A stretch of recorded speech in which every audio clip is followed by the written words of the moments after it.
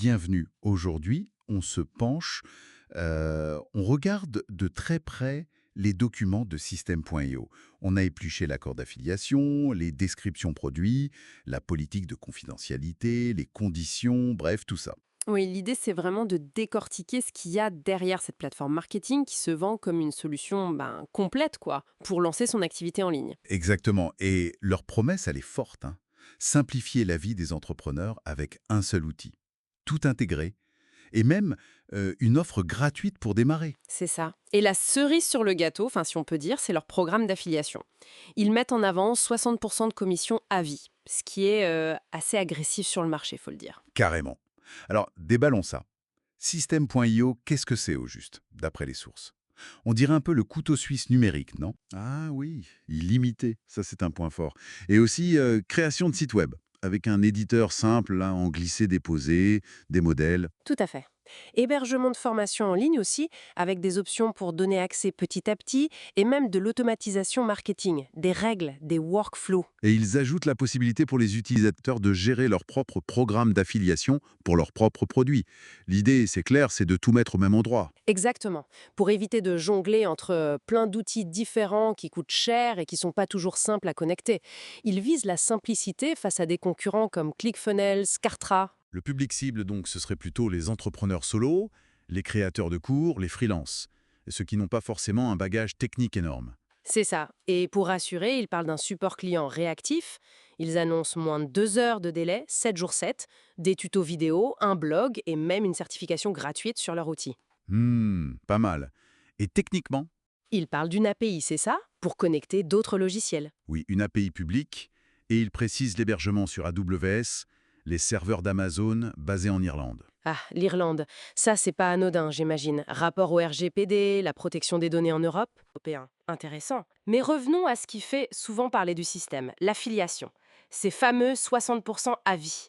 C'est énorme. Comment ça marche exactement? C'est vraiment ouvert à tout le monde? Apparemment, oui. Pas besoin d'être client payant. Il faut juste avoir plus de 18 ans et accepter leur contrat. C'est un statut d'indépendant, quoi. D'accord. Et les 60%, ça s'applique sur quoi? Juste les abonnements System.io? Sur les abonnements système.io et aussi sur certains de leurs cours si la vente passe par ton lien affilié. Pour d'autres offres, genre des e-books ou d'autres cours, ça peut être différent, genre 50% plus des bonus. Stratégiquement, c'est malin. Un taux aussi élevé, ça veut dire qu'ils comptent énormément sur les affiliés pour grandir. C'est une forme d'externalisation du marketing, en fait. Complètement.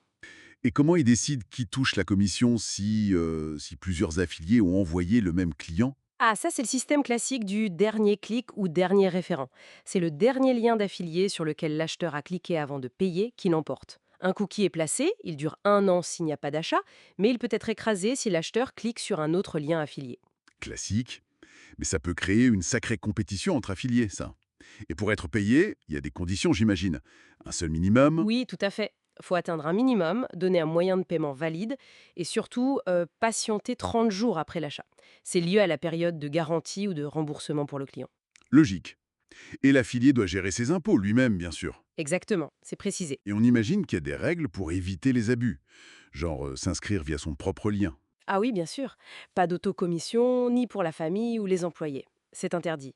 Et ils peuvent annuler le paiement s'il y a suspicion de fraude, si on ne respecte pas les conditions, si le client est remboursé ou pour des raisons légales. Ils insistent aussi sur le respect des lois, genre anti-spam, copyright. Oui, et même sur l'utilisation de leur marque. Le logo, les couleurs précises bleu hashtag 1420D63, bleu hashtag 00AAF, les polices Ubuntu ou Mulish. C'est assez cadré. Ils ont même des récompenses, des trophées pour les gros affiliés. D'accord. Passons vite fait sur le juridique. L'entreprise est en Irlande, donc droit irlandais. Prix en dollars, paiement par carte via Stripe et un point important. Les abonnements sont décrits comme non remboursables. Ça, faut le savoir. Oui, c'est à noter. Côté données personnelles, c'est assez standard. Collecte d'emails si on les donne, infos de navigation anonyme, cookies pour faire tourner le service, l'améliorer pour le marketing, le support, la sécurité.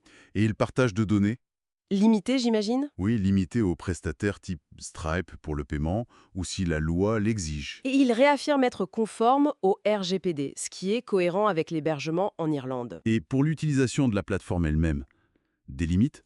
Oui, on peut pas faire n'importe quoi. Non.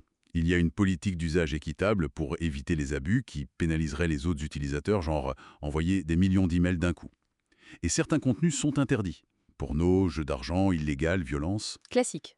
Et un âge minimum. Oui, 16 ans pour acheter via la plateforme et 18 ans pour prendre un abonnement au service. Bon, en résumé, System.io, c'est ce centre de commande marketing tout en un qui mise sur la simplicité, le côté accessible, avec ce plan gratuit pour attirer le monde.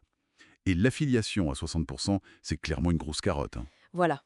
Les points clés qui ressortent, c'est vraiment cette intégration des outils, la promesse du facile même sans être tech, le modèle freemium et ses conditions d'affiliation. Généreuses mais bien encadrées. Une offre qui doit séduire pas mal de monde qui se lance, hein, sans aucun doute. Absolument. Et ça nous amène à la question finale peut-être. Ce côté tout en un, c'est super pour la simplicité au début, c'est clair. Mais est-ce que ça tient la route en termes de profondeur des fonctions, de personnalisation, quand une activité devient plus grosse, plus complexe, comparée à assembler des outils spécialisés? C'est le compromis à évaluer, effectivement. Quelle est la contrepartie de cette simplicité apparente quand on a besoin d'aller plus loin? C'est une bonne question à garder en tête.